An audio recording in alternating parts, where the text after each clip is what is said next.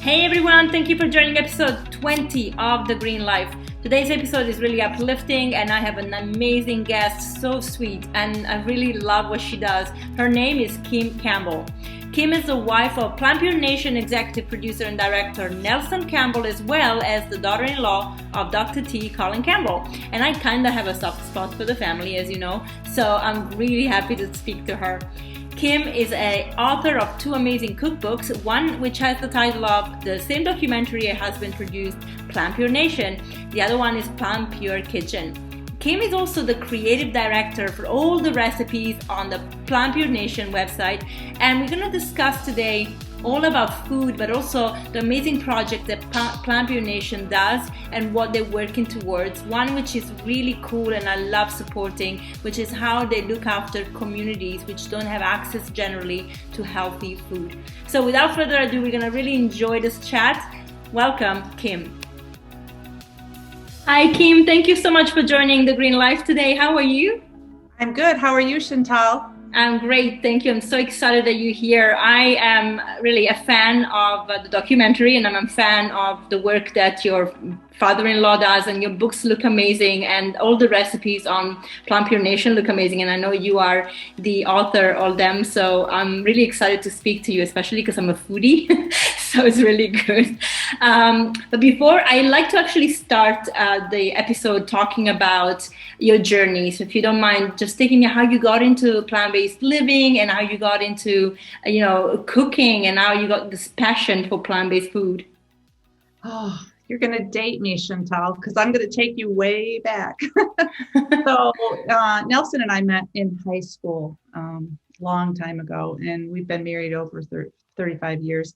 So when I first met Nelson, Colin, his father, Dr. Campbell, was doing his research in China and was bringing all this data back about, what he was learning about cancer and nutrition, and it was fascinating. And at that point, there was no China study cookbook, there was no forks over knives or anything like that. I was really interested in what he was doing. I always had a passion for food and nutrition, so I went on to college and studied dietetics for about 2 years, and became very disillusioned with the programs that were available for nutrition because it was just standard American diet, 4 food groups all the way. So I dropped out of that, got into education and became a teacher. Nelson and I got married, had 3 children. I'm fast forwarding a little bit. And, people have asked me, when did you go plant-based? I didn't go plant-based one day. It was sort of a journey, and we dabbled in it. And I remember when we were first married, putting little pieces of cheese or meat in our food, thinking that I was garnishing it and it was okay. And then when we started having children in 1991 was when I got pregnant with my first child. That's when we got really serious and got rid of all the dairy and all the meat. And I can't say we didn't get rid of all the processed oils and things like that. Again, that was that journey. So then we I taught school, stayed home with the kids for a long time, raised them. And then this was like 13, 14 years ago, we decided to go into the community and put them on a plant-based diet. We hired a chef to help me for 10 days, breakfast, lunch, dinner, snacks, everything. And we did biometrics in the beginning, and then we did biometrics at the end, and the results were amazing. The first time out, I thought, I don't know if it's going to change in 10 days, but it changed significantly. So we kept doing more and more jump starts. And pretty soon we had hundreds of people in our community that had gone through the jump starts. So Nelson thought, we have a film. So we decided to film it. He was also at that point trying to pass some legislation in Kentucky. And the film goes into our jump starts. It goes into the legislation. And really, PlantPure Nation it's about the health benefits, but to me, it's more about why we don't know this information. So, you go into the floor of the Kentucky legislature and you discover we had a piece of legislation that said basically eating a primarily plant-based diet is optimal. I don't want to tell how it went, but in the movie, you can actually see how they voted, what their commentaries were as they were prior to voting. It was fascinating. So right now we're doing a sequel to PlantPure Nation. So there's more information to share. So I think I just kind of blew it all out there in about 5 seconds, but that's sort of our journey. And now we are still into education. We do jump starts. We have a foods business. PlantPure Nation is the food business. So we have frozen food. We have a dry line. We had a call to action in the film to start pods and connect with each other in our community, because we're both really passionate about grassroots change. That's where it really has to happen. So we formed pods. Pods are in our plantpurecommunity.org. That's our nonprofit arm. So if you are in a community, you want to start a pod or you want to join a pod, you can go on that website and you can find local pods nearby. And we have hundreds of pods all across the country, and we have pods that go all across the globe, which is kind of neat. Oh, that is amazing. Yeah. So that Nelson and I were really passionate about that. So he kind of has his fingers in a lot of things, creating films and, working with pods, our food line. And that's where I come in. I've written cookbooks. I wrote 2 cookbooks, and I did it mainly because I wanted to be a resource. So many people who were going through the Jumpstarts really wanted recipes and a resource. So I wrote the first cookbook while Nelson was in Kentucky filming. And then I wrote a second one, and now I have a third one coming out because I'm kind of a foodie. And I've been cooking ever since I was a kid. I've really enjoyed it. So that's in education. I love teaching culinary. I was behind a lot of the meals that are currently available in our frozen line and our dry line. Brilliant. I can totally relate to being a foodie and also cooking as a child, because my grandmother was such a good cook. And I was really lucky that we grew up in an Italian family where, she made everything from scratch. So, although it wasn't plant-based and probably too much of the not so good things that I know about now, it still was real food that was on our plates, versus a lot of kids that grew up with nothing and with not access to real food, and they really have to rely on processed food. So those food deserts that are very prominent in some areas, especially in the US. This is more a US issue than a European one, because of I think the culture that we have in Europe that is quite oriented around food and the availability of farms it's quite prevalent, but in the US it's a little different. And I actually like to go back to the beginning of the documentary, where the first images were about the guidelines that the government were pushing. So obviously the news were reporting on that, saying, "All good, guys, you can keep on having your eggs and your oils, and don't exotic oils, in fact, even don't worry about saturated fat, is all good for you." And it baffles me that this information is pushed on mainstream when the science does not back it. Or at least, if you're not sure of what you're talking about, and I'm talking about the news anchors especially, and you have these 2 very opposite kind of resources that one side says, look, having oils is not good for you, and especially saturated fats. And then the other side saying, no, it's all good because it's sponsored by the industry, then, don't report on them. Like, be at least ethical enough not to report on it, or report with these kind of disclaimers with it. But instead, there's none of that. And I think you segue in the fact that in Kentucky, in the first documentary, that was one of the things that was coming up. People's response was very defensive. And then it come to find out that a lot of people were actually sponsored by industry. So they were really lobbying for the paycheck providers. And I think it's really important to understand this, because I was speaking to Professor Marion Nessel last week, and it's an interesting dynamic between corporation and government. And a lot of people don't actually realize that relationship is the source or the foundation for policies that are around food, and not always they benefit the people, the consumers. So when you made the documentary, when you were working on the documentaries, you and Nelson, what was the biggest pushback, aside from the Kentucky situation, but did you get other pushback from other institutions or people that heard that this was coming up? Well, it was interesting when they were getting ready to vote. there were people moving around and talking to other people, trying to convince them that this was not the optimal piece of legislation. Because I don't know if people, you just said it beautifully. I don't think people realize, lots of people don't realize that so much of our policy and our legislation is dictated by corporate America, whether it's, and Kentucky is very heavily agriculture based. And so I think that was the influence that Nelson was pushing against. So I'm very naive. I thought that the legislation would pass. I was just like, this is going to pass, no big deal. And when it didn't, that really, really shocked me. So I don't think people understand that most of the research that we're presented with, whether it's on the media, whether it's on social media, if you really dig deep and you look at the fine print, you realize where that research comes from. It doesn't come from reliable sources, and there are very few reliable sources left.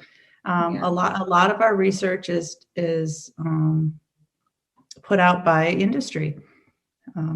Pharmaceutical industry. There's another perfect example. All the research that they're doing is done by them. Yeah, absolutely. And we've seen this in the last 2 years, I guess, where even the research that they do is not so much. It's not even really kind of checked properly by government agencies that are supposed to pass their safety, for people to use. And so this has been a really big shakeup, in my opinion. But sadly, again, I think especially when people are confused, and I really believe that the more people don't eat right, the more they are really their bodies are unable to create these connections. It becomes really easy to manipulate them, and especially when you're afraid of something, you want to know more, and the only resource you have to even know information comes from controlled media. It becomes very hard to have a different opinion. So we become almost cookie cut of each other. So it's not you have to be a very strong mind to go against the grind and try to really expose falsehood in a way that is not judged as conspiratorial, because now everything you say against what the government does is you're a tinfoil hat. I'm like, no, I'm just seeing these connections. But food is a very prominent thing, and the thing is that we all have to eat, right? Mm-hmm. And that's a primary need and a primary want as well, because our social life is so evolved around our food, with our families, with our friends. So really the right to have access to good food is necessary. So if you don't mind me segueing into your nonprofit first, we're going to talk about your pods and the food that you created, because I remember from a few interviews, Nelson mentioned that a lot of the food that was created to get people kick-started with the packs was actually not for profit either. It was really a cost, which is something that not many companies would do. So that's something admirable that I think, good. Thank you for doing that, because then people have access to different things that are good and delicious, and they know how to access them instead of trying to guess. So if you can take me through the process of creating that, and also obviously you created the recipes for the packs, so it'd be nice to know how you got into that. Right, and our goal for the packs was to create things that were, and we can talk about this more later, but create things that are familiar and comfortable for people, because again, a lot of what we eat is based on traditions, based on habit, and it's hard. It's almost impossible to change some of those traditional habits, just in terms of what flavors we enjoy. So we tried to recreate that with dry packs. We tried to keep it simple so that people would just add maybe 2 ingredients, maybe some water, kind of like think about a macaroni and cheese pack where you add butter and you add a little bit of milk and you have mac and cheese, which we have a mac and cheese. So creating really good comfort foods and making it really simple for people, because food and cooking is a lost art. You know that. People don't cook anymore. I mean, our children are not being really, really invited into the kitchen to learn how to cook because everybody's so busy, and that's become truly a lost art. So we had to kind of go with what people are currently doing. As much as I'd love to get people to cook more, That's not going to happen. So if we could create a line where people can cook healthy and cook, simple without having a lot of ingredients and not a lot of strange ingredients. So we put the strange ingredients into the pack, and then you just have to add a few simple ingredients. So that was our goal, to keep them inexpensive, to keep them relatively, they're healthy. They're all whole food, plant-based. So yeah, that's not easy, because I was creating all the dry ingredients, and we had to do them over and over to make sure that things were thickening, that things were not too salty, but salty enough, that had a little bit of, citrus. And that is a real trick when you're creating a dry line. So I bet. And it's fascinating. It's like being a little chemist in the kitchen. I feel like in my kitchen, I'm working on something this afternoon, but yeah, you get all your ingredients out, and you're a little bit of this, a little bit of that, and then you make it, and then it's not right. You make it again and again and again. So that's what I love to do. It's the food science part of it. I think it's really fascinating. But making this easy for people, because I think as people transition into a whole food, plant-based lifestyle, they don't know where to start. And it's so much more than a salad. And a lot of people think we eat potatoes and salad, and we eat so much more than that. So teaching people, how to cook a variety of foods and find those foods that sort of mesh with what they're used to. Amazing. And how was the reaction to the line? It was pretty good. I think our weakness is marketing. So getting the information out there so people know that we have a dry line, and we're always working to tweak it and change it and make it better. So we're still doing that. But just getting the word out there that we have these dry packs, that you can buy them on PlantPureNation.com. That is, we don't have, those are not in the supermarket. Our frozen line is at Publix and Lowe's, and we're talking to Wegmans, some other companies. So that's easy to market because it's just there, but the dry line is not. So that's probably been our biggest, disappointment, is marketing. Yeah, it is hard to market because especially if you don't have a massive budget for a big agency. Yes. And now the algorithms are very much streamlined towards big bucks. So it's really, it's challenging. I completely can relate to that. And I hear from a lot of entrepreneurs that this is a problem when they're starting their business. But this is why we have things like this podcast that hopefully can share more and more. And I think it's brilliant to have that, because people, as you said, will want convenience, will want to navigate towards something they're familiar with, they're comfortable, they don't feel intimidated when they put it together. And this approach is really the best way, to get started. When the pods get going, so when you have people having the pods in their communities, are those packs available to them, or Yes. do you promote them? Yeah, we promote them a little bit on the pod. Well, the pods are aware of them. We can't really promote them through our nonprofit, because it's PlantPure Nation is the foods business, and that is a for-profit, and then PlantPure Communities is a nonprofit. So, but our pods are aware. Many of our pod members promote them to each other, which is great. Right. Yeah, and we have a lot of active pods. The other trick is that our pod community, during the pandemic, people weren't going out. They were doing this. They were doing virtual things. So I think that hurt a little bit, because a lot of people don't want to do virtual, and they haven't gotten back to their pod meetings in person. So that's been a little bit challenging. I hope people get back to it. And we've had in-person pod meetings, and Chapel Hill's still doing virtual. So hopefully we'll move back to that time. I hope so, because one thing that happened through the pandemic is that a lot of people started gaining weight and eating unhealthy food. And it's so easy, as we were talking before the show, that to fall off the wagon and lose sight of what is a real habit that makes us feel good. And of course, it's a catch-22. When you start feeling bad, you keep on doing the same thing, and you just don't feel better. So even that need, or that excitement to get back on a healthy lifestyle, can be challenging. Yeah. I mean, I experienced it myself. We weren't going out to eat. We weren't doing anything. So, we were having fun food at times, because I felt like I deserve this, right? I haven't gone out. I haven't been with friends. So you have a little bit of plant-based vegan cheese, which is not optimal, but you do a little bit more of that, and it's kind of a sneaky thing, because the more you do, the more you want. And I wasn't exercising like I was pre-pandemic, so that hurt me a lot. I wasn't going to the gym. The gym was closed, so and the walking probably wasn't as regular as usual. So yeah, I think we all experienced that. I experienced it. So I think getting back on track with food and really taking a deep look at what we're doing is important. Amazing. Now, I know these pods are very popular in the US, and you mentioned you have some abroad. Do you know where around the globe they're positioned? I mean, I'm in Europe, so I don't know if anything is happening here. Yeah, we have we have pods in Europe, we have pods in England, we have pods in New Zealand, we have pods in Australia. Yeah, all pretty much all over. I couldn't tell you unless I had the map, but it's really interesting because people will message me, or they're watching one of our cook-along shows from some very far away place. So yeah, we're all over Ireland. Yeah, pretty much everywhere. Amazing. I'm gonna have to check them out, because I think a lot of people can benefit from that too here.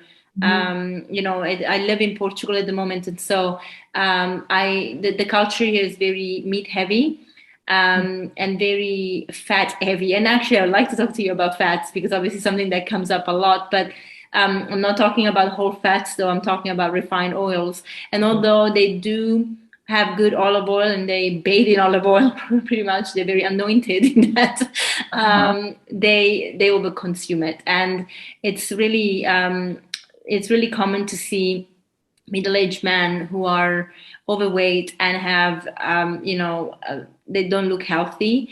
And a lot of the aging population have a lot of chronic diseases that are all lifestyle related.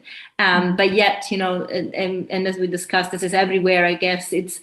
The pharmaceutical companies are very powerful, so doctors are not trained in nutrition, nor they actually question, and so they just keep on giving pills to their patients and managing their disease, but not really curing them. But they don't really know. They don't know better. Even the people don't know better, so then question.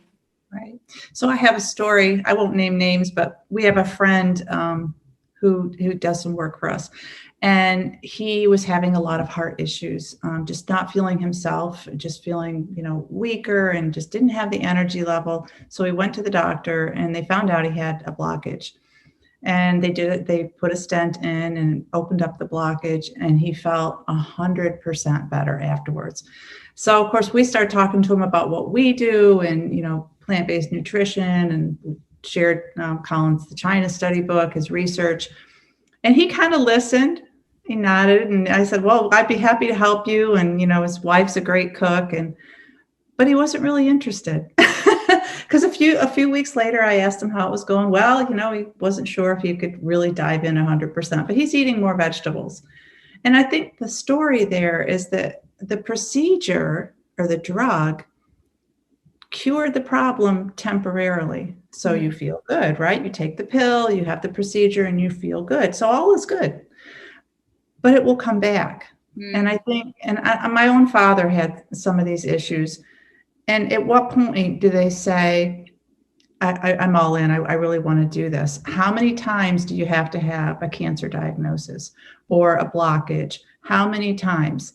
Because they're not talking to patients about preventative. That doesn't go on. So it's really frustrating, because, I see the commercials for pharmaceutical ads, and I know people who've had procedures, but in the end, it doesn't solve the problem.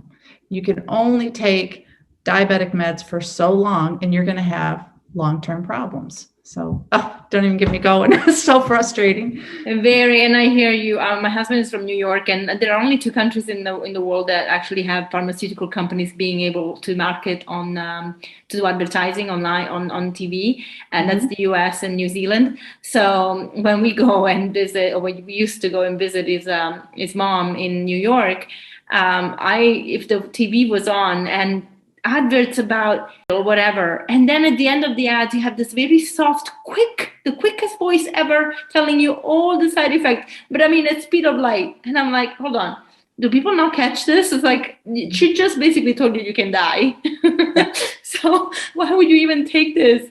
And All people who are putting produce in their basket, they look like they're fit and they're exercising, but that's not really that's yeah, not really the case. So yeah, it's very, very frustrating. But so we try to do our part, usually with that very softly. If we know somebody who we feel like is struggling, I'll say, hey, if you're interested, I'm happy to help you. I just had a lady the other day and she wasn't interested. She said she did everything the way she ate well, she was exercising. So I didn't say anything. But then there was another lady who cuts my hair, and I mentioned it to her because she was having health problems, and she was all about it. She's been emailing me. I gave her a cookbook. She's doing it. So, some people are just really open to it, and others, the drugs or the procedures are working, and they're okay with that. So, I don't know what the answer is, and I don't know the psychology behind it. It's kind of fascinating, actually. it is. It's a very good anthropology study, actually. But it's we always want the silver bullet, and I think I was talking to a doctor that was on my podcast talking about cancer a few episodes ago, and he said, the problem is also people don't want to really admit that it's their fault, and not in a bad way as in you guilty, but you are responsible for what is happening. But that's empowering because then you have control to change it. But people will see that as an attack on their choices and be like, oh, I'm failing, and nobody likes to fail. So I think that is that little element, and which is why, big pharma is so powerful, because they are like, don't worry about it. It's not your fault. I have the solution for you. And and it goes really down from there. But and equally, when it comes to food, the marketing of food is really misleading. The labeling is really misleading. And so people, unless you really take the time to study and educate yourself, it's really confusing to see this. And of course, now we have to find the sources that we trust. And that's another challenge, right? Right. So I wanted to ask you about fats related to what's happening in Europe here. Do the meals contain oils? No, we don't use any oils in our products. The dry line has absolutely no added oils at all.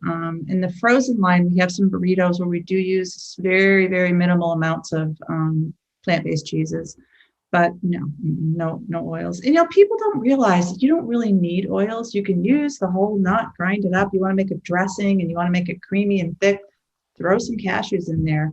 The whole nuts, nut butters, avocados, even a little bit of coconut milk now and then just to flavor something. You don't really need all those oils. And I think when you get away from it and then you come back to it, you realize, you don't feel good. And it's a lot of added calories, empty calories. So, yeah, I believe one tablespoon is about 120. Yep. Yeah. So I don't use, I think I have a little spray thing in my kitchen. Occasionally, if I need to spray a waffle iron or something, I might do that. I have a little bit of sesame oil that maybe occasionally I'll use, but I usually have to throw out any oils and replace it because they go bad before I even use them all up. But it's the last thing that people give up when they go whole food plant-based. The last thing, because oil has been olive oil and sesame oil. They have been sort of admired, and like where you're at, oil is, they bathe in it, right? Yes. So people don't realize you just don't need that for cooking, and it makes such a mess out of your kitchen.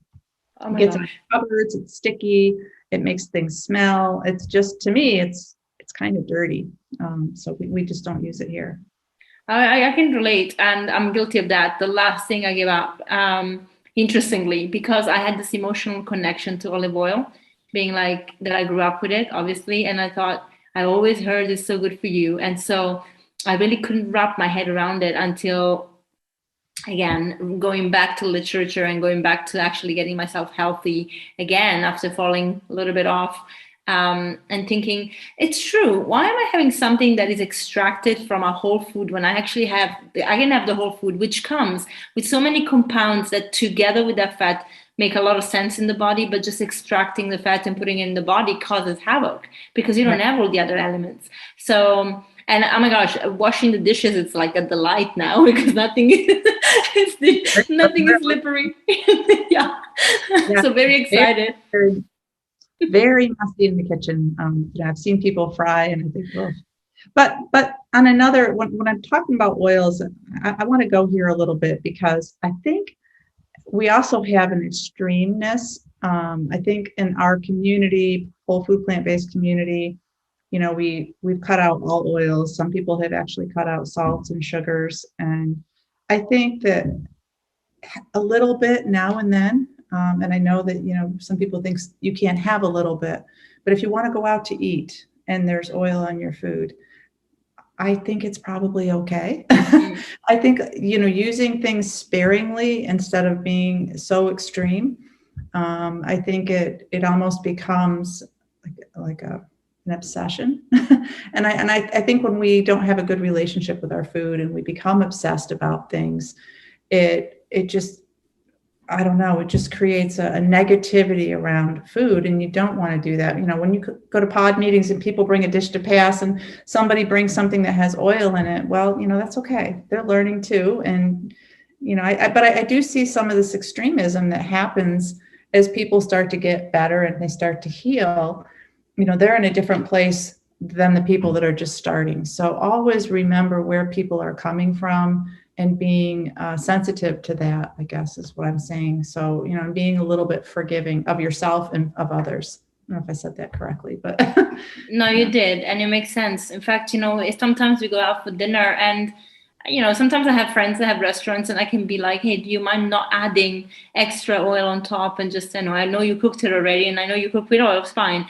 I can do that. But of course, you're going to have to be lenient. Otherwise, everything is going to become impossible to do, and like eat at home for the rest of your life. I mean, I had a conversation with a doctor. I'm not going to mention him, but it is quite extreme. And, he believes we can live on potatoes. I'm like, yeah, potatoes are great, but I think you need some more stuff other than potatoes.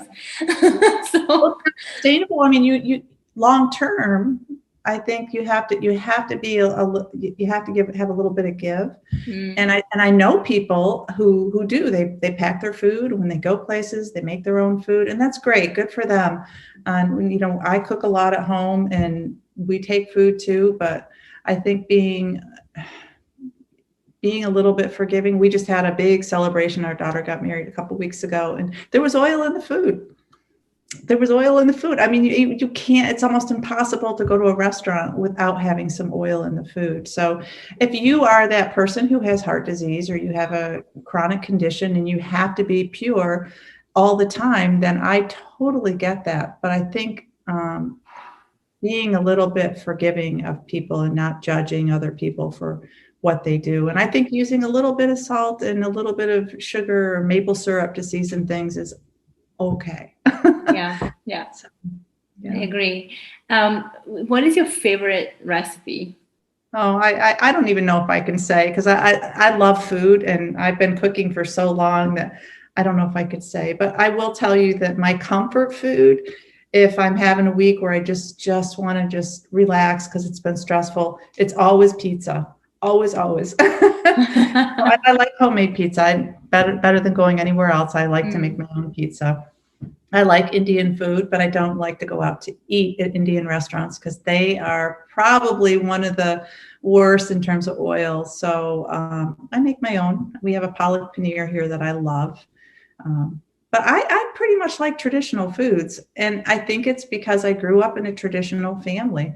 And those flavors and those things that I enjoyed are still stuck, which is why I'm so passionate about teaching people to take what you do and just change it a little bit. You don't have to change everything. If you're eating, my father loved spaghetti and meatballs, so I made spaghetti and veggie balls, or he liked mushrooms on them, so he was okay doing that. But I think this third cookbook I'm writing is called PlantPure Comfort, and that's really what it's about. It's keeping things the same, because I think as people change, it's really hard to make all those changes. And then you're asking them to change the flavors too. It's just hard. Yeah, I'm the same with my clients. I always say, look, you have your favorite dishes, keep on making them. The only thing you have to change is the protein, right? Like if you're using meat, use chickpeas or beans or tofu and experiment with that, but keep the flavors the same. Then if they like it, then maybe we can change a couple of things. Like, okay, less oil if you're cooking with oil, maybe don't fry, just saute, and just try to tweak it as they become more comfortable. Otherwise, they become so petrified by the change, they won't do it. And then you're not really doing anybody a favor, right? Right. And I think too, the more people do this, the more adventurous they get. We did a Jumpstart in Greensboro, which is actually going to be in our film, but we had several diabetics in the program, and first night in, we had lasagna. And I thought, okay, let's give them something they're familiar with. They loved it. So then we kept doing things a little bit differently. By the end of the 10 days, they were eating everything, whether it was Indian or, Middle Eastern, or they were eating everything and they loved it. So I think starting out with what you know and then kind of adding unusual things is the best way to do it. And they actually were teaching me. I mean, they got in the kitchen and they were cooking with us, and they were telling me things and I was telling them things. And it was just a lot of food the plant world is huge. I don't think people realize, there's so many things that you can use, and artichokes create a fishy flavor, right? You can create fish tacos using artichokes. Who would have known that? I didn't know that. Agar, which is seaweed, makes things kind of gel, right? So you can make a cheesecake. I'm trying to think of all the things that we use Butler soy curls, which are made with soybeans and have a kind of a meaty flavor. Tofu, you can stick it in the air fryer, and now you got something that's chewy. There's just so many things. I'm still learning, and I'm sure you are too. Yeah. Sometimes I see a recipe and I'm like, oh my gosh, I saw this crazy recipe to make meat for tacos with hibiscus flowers. And this girl, I don't know, Meryl, she was basically she simmered hibiscus with onions and garlic, and she just let it simmer for hours so that the taste would change, and then she cooked it. I will send you the link after because it's really extraordinary. But I was like, I'm gonna make this. Oh, I would have ever thought I'd just use hibiscus for tea. Yeah. There's just so many things. I'm kind of a YouTube nut when it comes to food, and I have to tell you that where I get my ideas from is not the vegan world. I go other places. I dabble with people who cook with meat and who also eat a lot of plants too. So that's where you learn the most. Of course, the vegan community has some great stuff too, but yeah.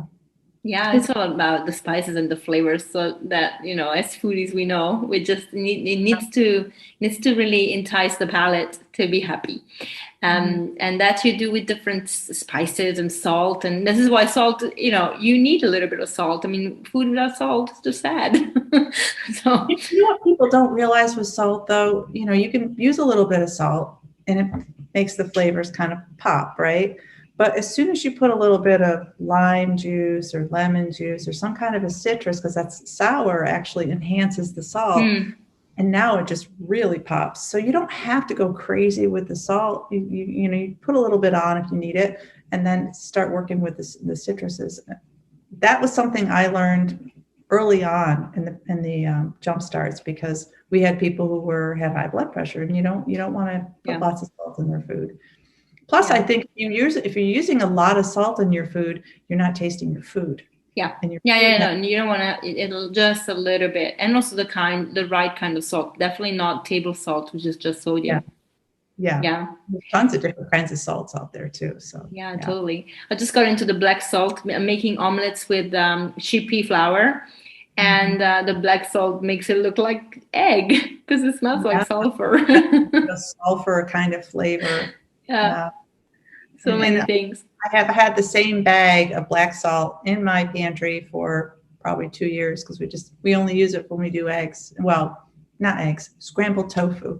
I call them eggs, but they're not. They're scrambled tofu. I do the same. People are like, but you don't need eggs. Oh, you know what I mean. Right, tofu or right, chickpeas. Yeah. right. Okay, this is beautiful. I could talk about food all day. But let's talk about the actual like the company that is Pure Nation. So the for-profit branch, and what the projects are that are coming up with that, and what you've done so far, and how it's developing. Right. Well, our food line, you're talking about the the foods business. So we have supermarkets that we're into right now, and I wrote them down, otherwise I forget them. But Publix, Lowe's, we're talking to Wegmans, Fresh Market. We have handhelds like burritos that are just coming in, and they're very popular. Things like, let's see, we have a pizza burrito, we have a samosa burrito, we have a lot of different burritos coming out. Right now we currently sell breakfast burritos at Lowe's and at Publix. And then we also have I believe we have 5 entrees.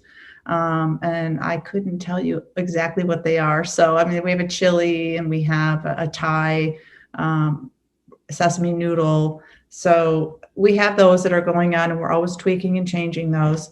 Then the dry line, we're working on more dry line packs. I'm not going to tell you what they are because we're not 100% sure, but I am very, very excited about these dry packs, because there is one dry pack that I think you could use it 10 different ways. Wow. We've already tried several ways, but we're really excited about that. So supporting people, who don't really get in the kitchen and pull out 10, spice jars, things like that. These are wonderful, and I've been using them. I made a mushroom gravy, and I sent it over to my daughter, and you just add water. She said, "Mom, this is genius."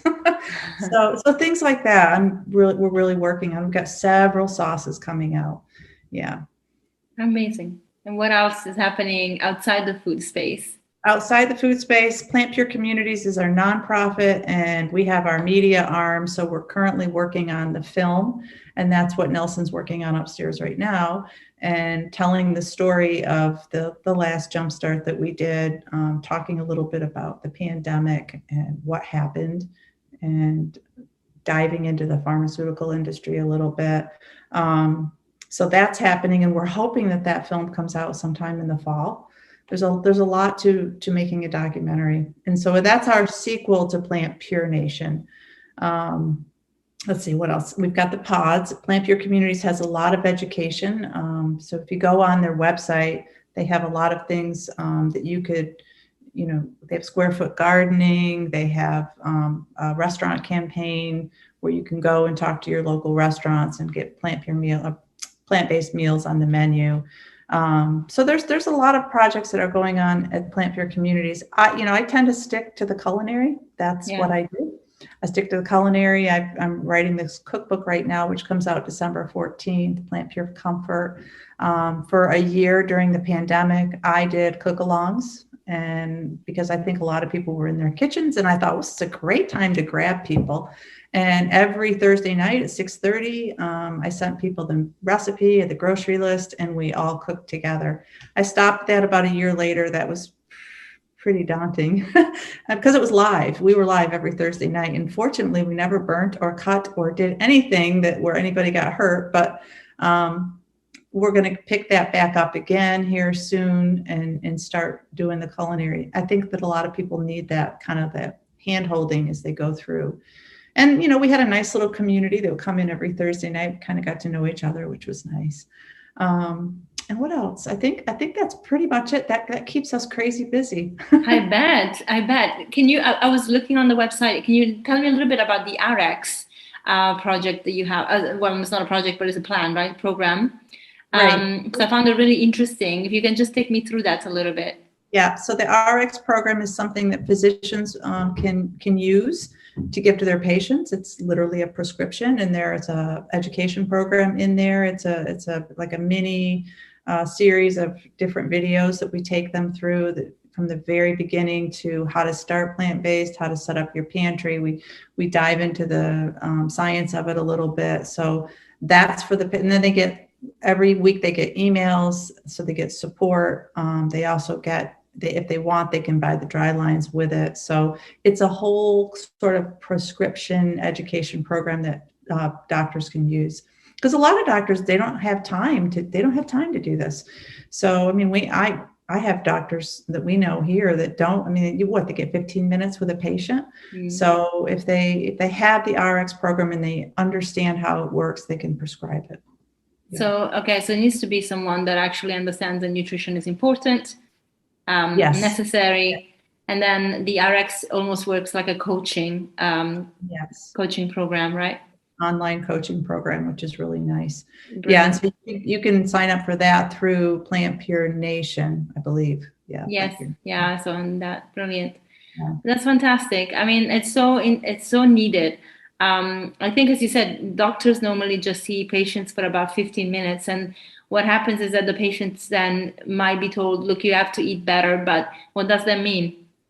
Right. So having no guidance is really tough. I mean, when I got into coaching, one of the things that I really loved is working with doctors, because they really don't have the time to look after them after the consultation. So they would pass them on to me and try to be to help them to deal with, changing their lifestyle. And of course, one thing I learned is that people really have to be committed to wanting to do it, because without that commitment, it gets sold very quickly and they don't stick to it. And in the UK, the trouble was always the drinking after work for a lot of people. They truly did not want to give up their pint. So working around that was a bit of a interesting journey. But everywhere, it's you have to find, people have to know their why. Why are you doing this? Why are you interested? So you're talking about physicians, and I want to say this because doctors are good people. I have my daughter's a nurse. Nelson's youngest brother is a physician. So doctors are good people. Yeah. And I think it's a profession that is very demanding. They're trying to, to service their patients. But we have this idea that doctors are bad, right? And they're not. I mean, they're hardworking. They just don't have this information. And that's in PlantPure Nation. They aren't being educated in medical school about nutrition. And they don't have a lot of time on their hands. And they also have a lot of patients, like what you just said. They don't want to make changes. They would rather have the Band-Aid or the drug. So I think they're working upstream a little bit. So, my advice to people is take the information into your physician. My physician's not plant-based, but I always take the information to her. I bring her my cookbooks and we talk about it. So I think giving your doctor that information, and, a lot of doctors are very open to this, and they're changing, as we speak. There's more and more physicians across the country that are open to plant-based. So I just had to put that little plug in, because I think doctors are great people, and I think that they have hard jobs. So we need to educate them. Yeah, absolutely. And, I actually, I don't know if you know Dr. Alan Desmond. He wrote The Food Revolution, which is all about gut health in the UK. Yeah. And he started doing online training for doctors about nutrition and how that is so important, especially because he's a gastroenterologist. So he sees a lot of digestive issues that are related to food, and trying to educate young doctors, to say, hey, you might not have the curriculum in school, but actually, if you're really interested, this is the introduction and you can learn more. And it's really up to you to get to know, the system outside the system. And the other thing is also, a lot of people go work for hospitals who have really strict guidelines as to what you can and cannot say. And so they're stuck. Because if you don't have your private practice where you can listen, we're going to just spend 2 hours together or an hour together, and I'm going to talk to you about food. They're like, oh, did you prescribe this and this and this? And they need to go through a checklist to see what sticks. And so they don't really have the option, because otherwise they get fired. I mean, doctors get out of college with a very hefty bill most of the time, right? So it's a catch-22. Well, one of the programs that a lot of physicians are taking is the Cornell course through Nutrition Studies. That's Colin's nonprofit organization, nutritionstudies.org. You can go in there. You can take, that's a great course for physicians. I know Dr. Michael Clapper's doing moving medicine forward, so he's educating physicians. But take that information into your physicians, because I think many of them are open to it, and many aren't. But Yeah, I think they're very limited. I always tell my daughter, she's a nurse, she works in the neuro floor, and I said, "What you need to tell them this, this, and this." And she said, "Mom, I can't do that." So that they have limitations within the system that they work in. So no, I totally relate. My mother-in-law is a nurse too, so she's older obviously, so she doesn't want to retire, but she could, and she's stuck because the information we share with her since going plant-based, it's hard for her to comprehend because she's not exposed to it, and the doctors that she works with that are older are not exposed to it, have never been, so they really don't relate. But she's noticing a lot of younger nurses going in who are plant-based. So that's a positive thing, because now she sees them eating in a certain way and being lean and keeping the energy up, because it's a demanding job to be a nurse, very, very demanding. So energy is necessary. And I think she's starting to see it. So she started seeing a coach. So that's very good. And I believe the coach is plant-based, from what I heard from my husband. So I'm hoping that, well, she knows she's introducing more vegetables, so that's a good thing. right. And buying less processed foods. It's a little steps, right? It's very little steps that she has to take. And it's hard to change habits that have been ingrained for many years. So it's easy to change to mold youngsters than maybe an aging population because of that. Because they're like, oh, I got to 80, I got to 70 without dying. I mean, this is fine. So they don't really think you could have been feeling 10,000 times better though. Yeah, I do think I do think that young people are more open to this. There's, I think they're thinking about climate change, and they're thinking about animals, and I think there's a lot of young people that are very open to this. So yeah, the world is changing. Probably not fast enough, but it is changing. So, yeah. The glass is half full. You have to look at life that way. So I do think we have a lot of things to be thankful for, but I think we need to, when you do go plant-based and you get passionate, keep spreading that message. Don't stop. Just because someone's not interested, keep doing it. Keep talking to people. Because it's important. We can't give up. My father-in-law is probably the most persistent man I know. He never gives up. He has come across more roadblocks in his career. And so I admire him for that. He just never gives up. No, I really love Dr. Campbell. You know what I like about him is that he never is emotional. Like he's heartful about the things that he believes in, but he's never emotional in a negative way where he loses it. He's very calm and he's very serious about it. It's like, I know what I'm talking about. So you can trust him. And I like that. And is reasonable, and and he's very realistic about what's going on. Like we talked about a little bit food politics, and I think we didn't really plan on going into that direction, but it's something that we really couldn't not talk about, because when it comes to why is this truth not understood, why is the information that you're finding, that you're sharing, that can potentially save lives, why is this not everywhere?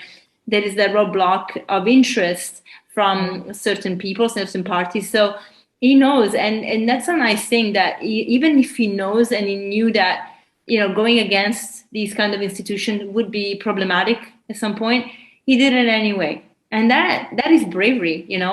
That is how you change the world. And I think the work that Nelson and you do with PlantPure Nation is that you actually also highlighting the need for community, because the grassroots movements, whether it's a company or it's a non-for-profit, whatever it is, community is the core of change. Because realistically, when we are really relying on an institution that we will never see, talk to, and just get information through many other parties that are so distant and disconnected from the communities, we never get solutions, because every community has a different issue.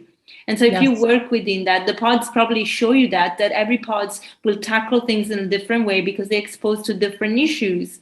And this is really the solution, like bring it back to basics. Let's have small communities, here in Portugal, we are growing our own food and learning how to do that. We were very bad at it. We killed 2 seasons of plants easily. So we learned this time. We're like, okay, because we have a lot of weeds and the weeds always win. And, we're like, damn it. Now we have realized that we actually have to do everything in raised beds so that we don't have to deal with the weeds and everything is going fine. Then we had this really change in weather, talking about climate change. We had this massive change in temperature very, very swiftly. This month is like July.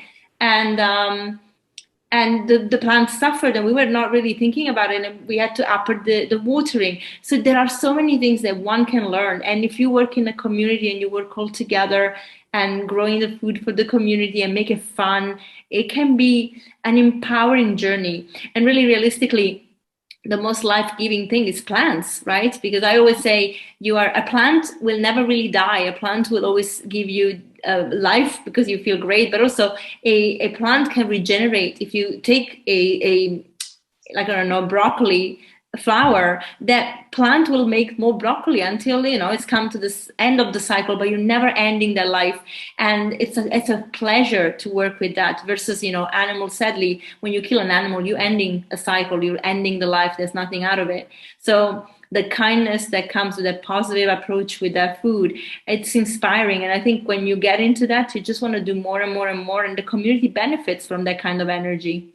Yeah, that's beautifully said, Chantal. That's beautiful. I mean, I couldn't have said it better, but it's really true. Reconnecting with your community, learning those things is key, especially since we just came out of a pandemic. I think just people are just itching to connect and bond. We need that. We're social animals, and I think just stepping out and doing that is really, really important. I miss my people. I bet. I mean, it was difficult, it was very hard for a lot of people. It's, hopefully everything now will pick up again. And I really, truly hope that you can do more online, only because being far away, we can benefit from it. So the internet has very good, positive things about it. But of course, seeing people in person is just a very different experience. Mm-hmm. Yeah, but this is great too. And we've had the opportunity to meet so many people all across the globe. So it's wonderful. I just I think there's a balance. Yeah. Just being able to connect and meet people and teach. That's in my blood. I love teaching and I like having classes. So hopefully we'll get back to that soon. But I love you said that so beautifully. You really did. You hit it. Thank you. Well, I want to end on a light note about one question that is very personal and hopefully you can answer. Was the wedding vegan? Yes, it was vegan. It wasn't even how you go to a wedding and there's always a vegan option and it's just like some kind of roasted vegetable. We didn't give them an option. People had to eat vegan. So our rehearsal dinner was vegan. We had a fella in town who is an Indian chef. And he's wonderful. He did so many different things. I don't even know what the names of everything were, but he did a great job. I did tell him, I said, could you just use less oil, just a little bit of oil, not much. And it was pretty good. I mean, it was oily. I mean, there was oil in it. I don't say it's oily, but it was good. It was good. My kids are plant-based. So my youngest who got married, they were pretty adamant about having a vegan wedding. So. That's perfect. That's awesome. I like that. Thank you, Kim. This was so much fun. I love talking about food and you're very inspiring. And I just really hope that everything is going to go viral because, I mean, the documentary was fabulous. It's a good eye opener. The program, I think, is necessary, especially the one with doctors. And the merchandise obviously is awesome. I do like that you are really partnering with champions. It's just a shame that you guys are not in Europe because getting things here is a pain. But a lot of my audience are in the US, and so they really should support because it goes towards a very good cause. And you need resources to promote projects like this. And to be fair, if we have to spend money towards these massive corporations who give not much care for the people that they produce for, why not support those who actually do care? So I really will put all the information in the show notes so people know where to go. And I really look forward to chatting again, especially when the new documentary is out. Yeah, Nelson's your next person because he can really speak to a lot of the things that you want to talk about, PlantPure Nation. So, but I will tell you, he's just passionate like his father about getting this message out there and getting food to people so that they know how to do this, and educating people. So I can't wait until you can have Nelson on here because he can speak to that too. And he's always spinning a story, so that's great. He's up there right now spinning his stories. So. I look forward to that. Yeah. Thank you. I'll talk to you very soon. Have a great day. You too. Bye-bye. Thank you, Kim, and thank you everyone for staying on. Make sure you check out PlantPure Nation and make sure to support them. Buy the books.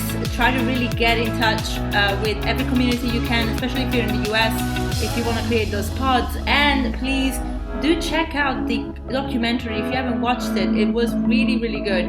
So if you enjoyed this episode, of course, it's always, please rate it, share it, and review it, and we'll see you